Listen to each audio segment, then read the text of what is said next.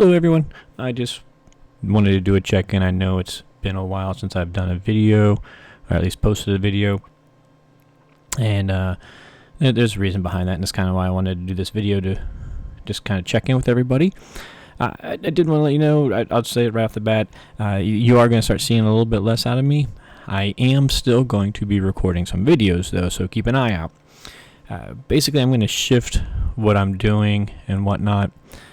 But the last, I don't know, about 5 months or so, my work life has just been extremely fatiguing, and mentally and physically, and I've not been playing my greatest games. But I also ran into this funk of where the dice were just feeling like they were just hitting me at the wrong time. I was getting all the good dice when it didn't really matter, and all the bad dice when it did matter. And so I went through a stream of some tough losses in there. And my last video or two that I was recording, I actually got one game recorded that I didn't post because I felt like I was starting to sound like Eeyore, and here goes another one. And unfortunately, it's against good players. And of course, everybody wants to really represent against good players. But I just wanted to let you know I'm probably going to shift away from doing a lot of gameplay content where I'm just recording my games. If I get a really good matchup or a game starts out really interesting, I might shift and do a little bit.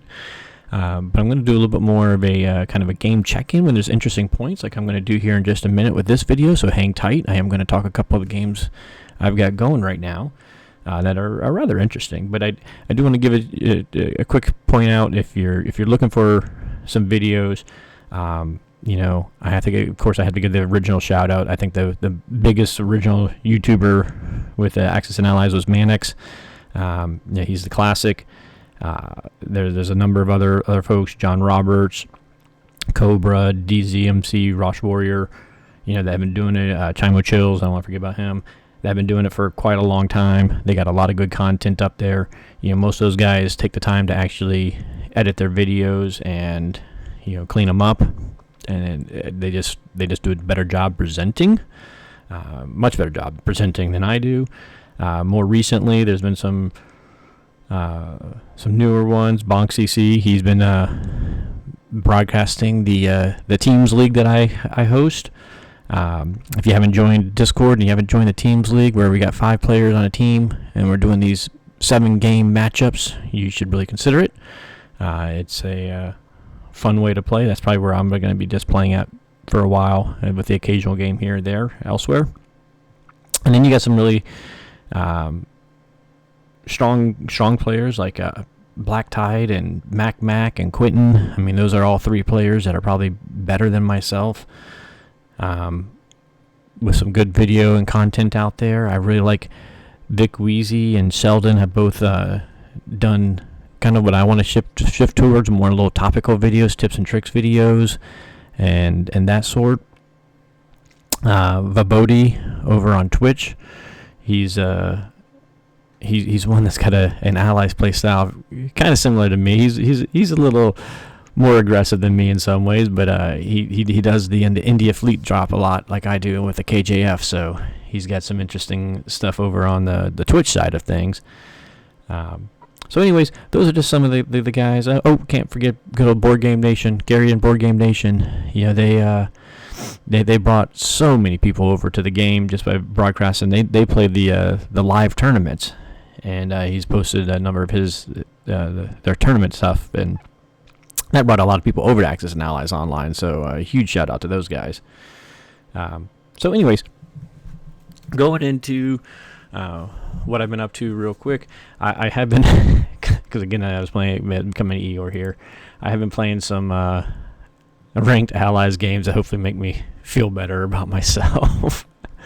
So I just decided to play some of those. That's what I've been playing for the last month or so. Really, I should do some of these for learning videos, because that's where you see some strategies that you could just go on and say, hey, this is where this could have gone better. And that's actually where I'm going to start at. Is I'm going to do my little topical video. So I'm going to come here. I'm going to go into my 3 games that I've got going on. All have something worth pointing out and interesting saying. So I'm going to start with my current ranked game. And this is just starting with a learning lesson. So this game I am playing Allies. I do want to go back and do some Axis rank games with the G1 tank build, but I think I might wait till the new season and then do some of those because I want to do enough of those to really get a good feel of how that plays out. And like I said, this is just me getting my confidence back. So this game, let's see, he's actually winning in attack power right now. I forget what turn. We're on UK turn, so I've got 83 to spend to his 41, so 14. So it's about, I guess it's about even. When get to the end of the round, the attack power is probably gonna be about even. So you'd think, well, that's not bad, but you look at it, his income now is down in the 70s. We're at even attack power. It's all going to be shifting towards me. And the biggest lesson here is Germany chose to stack France, which is not a bad thing. I'm not saying that's a bad thing. And they've been sitting here contesting and stacking Burma. The problem is the German has a whole bunch of units way on the opposite side of Europe from Russia, and Japan has a whole bunch of units on the opposite side of Asia from Russia. And so that's just letting Russia just kind of chill. We've been just sitting here in West Russia, and we've just been trading away with Germany. We've also been going over here and trading away with Japan because we can. And so that's just let us just get kind of big here. So this is, you can't put your two stacks at the far line from the center. The center of the board is a lot of times, not always, but a lot of times where it's won and loss. So this is just a quick tip to you. If you're going to go with a focus on one or the other, if you're going to focus on Germany just preserving their income, getting to Karelia and France, that's not a bad. I mean, Karelia France stack is nice for Germany, but you want to get enough over here so that you can push or enough pressure somewhere so that you can push Russia off of West Russia at least and make that be a trade as well. But it's not bad. Germany is not a bad strategy to stack France and Karelia, but sitting here just doing a growth battle with India, even at this time, if I just decide to choose to step out of India for J7, if he puts more pressure on here, and I've been filtering fighters and getting my tanks where the tank where it can come in there. So even if he decides to, put more pressure here, I wouldn't even be upset if I had to step out of India next time, because I can sit here and combat and contest India for a while and make it, it's just going to slow him up, because you can see he's got hardly any Japan troops coming through the main zone here. So there's my beginner tip. On to some interesting games. General Jippy gave me a rematch game, and then I went and flubbed it right off the bat. This is a very interesting game as we jump into this one. So I'm playing Axis, since in our teams game I was Allies and he was Axis. But I'm playing Axis, and this is the type of stuff I've been doing these past few months. So, I mean, like I said, it just feels like the dice are hitting me at the wrong time, but I've also been making dumb moves. Even in that rank game I just showed you, they had a bomber in France, and I left a transport sitting off the East Canada sea zone. Gave him a free kill on a transport. Against General Jippy here, J1. I'm going to click into the game here in a second. I just got to tell you what happened. J1, you build your 3 transports. I clicked on the wrong battleship to do the Sea Zone 61 fight as I was clicking through, which meant I did not have a battleship to protect my transports coming in, and I had planned on a carrier protecting my transports coming in, and I did not pay attention to where my fighters were going, and none of my fighters could make it back to the carrier. So that meant I had to put a naked carrier cruiser, to defend my transports I was dropping, and he'd set it up so that he actually had the 2 U.S. the 2 U.S. fighters that could hit it, and then he also had 2 U.K. bombers as backup that could hit the fleet. Well, DICE decided to help me out a little bit, and my carrier cruiser killed his 2 U.S. fighters. His UK bombers came around, and they were able to kill it, but then I was able to kill them, and Germany was able to get big, and this is relative big. And then there's been some other dice here and there, and it's just turned into an interesting looking game. So I'll start with the good here. Let's just focus in on the good stuff. So the good is Germany. Here we go. I got my France and Karelia stack I was just talking about, which is nice. But I also got this West Russia stack. And if you notice, he doesn't have very many units left. And even India doesn't have that many units to trickle back in. Of course, he's got plenty to hold Moscow. I don't have enough to push Moscow. If I push these guys in, I don't think I have enough to push. But it has led to pretty good pressure in the center. So Germany's holding well. The Allies, because they lost their fighters. A lot of times you see a lot of fighters. For round 4, to only have 2 U.S. fighters in theater is pretty cool, because that means I can hold Italy without having to put much stacking pressure there. These transports will be safe because he's got U.S. turn coming up. His UK fleet was there.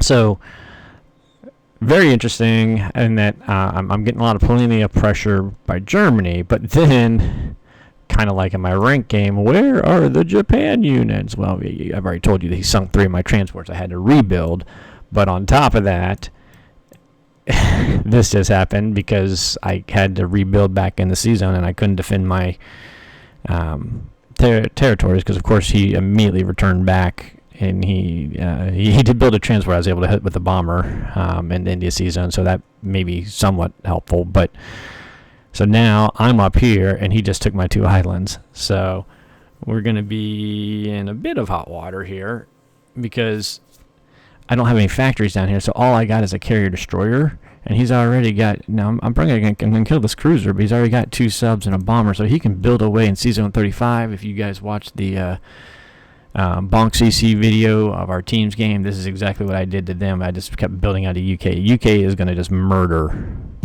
Japan here unless I build massive fleets in air, which means these very few ground troops are going to stay very few. So in essence, Japan is not going to be doing anything real soon to put pressure on Moscow. And he does have his transports up going for U.S. So we got to figure out what we're going to do here to try to balance this out. And again, of course, it looks good here, but his U.S. is going to move into Sea Zone 3. So it's this is going to be a true tube ocean fight, although he doesn't have to put too much resources in on us to be in the Pacific, and that's what's going to be my headache. So I got a feeling this is going to be a Allies win fairly easily, because Japan's just going to be neutered, and he's going to start wearing down Germany. I think I need to treat this from an Axis perspective, and this is where I might have made a mistake last turn stacking France. From an Axis perspective, I think I need to take this on like a KJF and march towards Moscow. And at this point, it'll be a while, but let's see, G5, 6, 7, 8, 9, 10. So maybe a G10 to G12 attempt on Moscow, and then turtle as fast as I can. And Japan, just deal with your stuff here, leak a few infantry, and then fly some fighters over as soon as we can to help secure Berlin. I think that's the strategy we're going to be using in this one. And our third game is my duos match, which we've just been, Antron and I, had some really good duos games. I wish I'd been recording some of these from the get-go, and all 3 of our duos matches have been very good.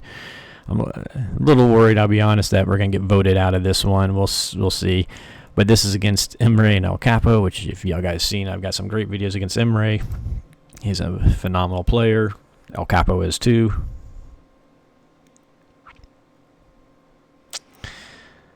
So this game has had some very interesting big attacks. So this is, we are the Allies again. Oh, Emre's going right now.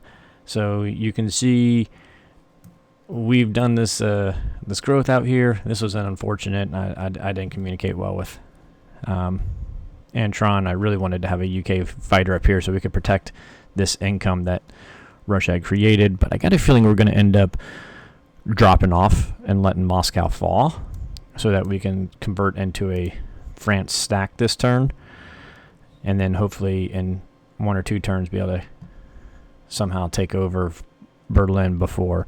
And oh shoot, I was hoping he'd do that. Yeah, okay. So the good news is hopefully if he throws his stack, do it. Go ahead and do it. I shouldn't. Oh no, that's what I don't want him to do. I don't want him to trade, because if he sends his stack up there, we potentially could hold Moscow and stack France. But in any case, this has turned into just a very interesting one. At the end of the day, again, we actually are holding the attack power, which doesn't look like it, but I do think this is in their hands because of board position. But we are going to stack France and just put as much pressure as fast as we can, and hopefully we can take it before they can fly all these fighters and tanks over this way. But unfortunately, Emre's making a great move here, and this is what I was hoping he wouldn't do. So I think this might be the end of our game here, but this has been a great duos match going 14 rounds. We've managed to Germany got big because they blitzed through here and held Africa for a long time, and then and here we were trading Germany off heavily. You know, don't even see stacks because we're just using everything just to trade German units away. We've killed like 100 and I forget, 150, 130, something like that German units. I've got my spreadsheet going on this game, and actually that's where I was going to go to. I was really hoping he'd move his whole stack up, because this means I'm probably going to have to forfeit Moscow. Come on, move them in. Non-combat, move them on into Karelia. Move them to Karelia, Emre. As if he could hear me. Let's see. So yes, my last little bit for today. I'm opening up my file. We're going to continue to watch his non-combat, see if he moves them over for me. But yeah, we had to back out of India. It's interesting just because, again, we've used a heavy fighter presence. As you can see, we got heavy fighters here to help hold stacks in different positions. So here comes my lovely Excel sheet, because I can't do a kind of a pausing video without a good Excel sheet review. So this is the game going in round by round.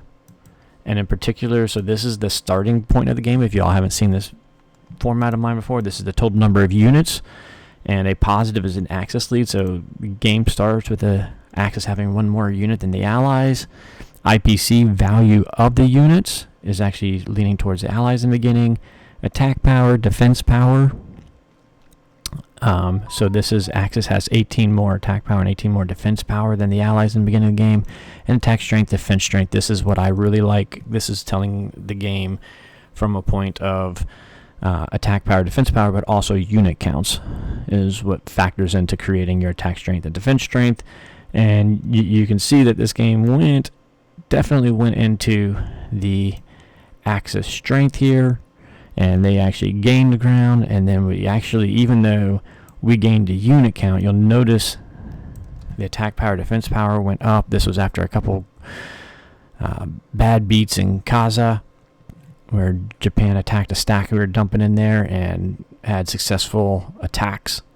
And so you can see, that attack strength, defense strength is going up, but then we started whittling them back down, and especially right in here, round 10 was a very good round for us, even though they got again, unit switch was interesting. It's interesting, the unit switch switched, but we took out some big units from them, and so we gained attack power, defense power. And so we've been slowly trickling back. And so the board position doesn't look great, but if you just looked at the metrics, we've been slowly since round 6, their defense power has been shifting towards us, attack power has been shifting towards us, attack and defense strength has been shifting, don't copy, remove, towards us slowly but surely, with that round 10 step in the right direction for us. unfortunately, I do think it's not going to be it's going to be too little, too late. So, anyways, some interesting board positions, and this is probably what I'm going to do. I'm going to do some more just kind of check-in videos in the future. So keep an eye out, and then also I do plan on rearranging my YouTube channel to like I was planning. Oh, yay, go do that. Rearranging my YouTube channel to organize my videos where I have KJF videos, KGF videos, G1 tank builds versus the UK twist videos, and that sort of stuff.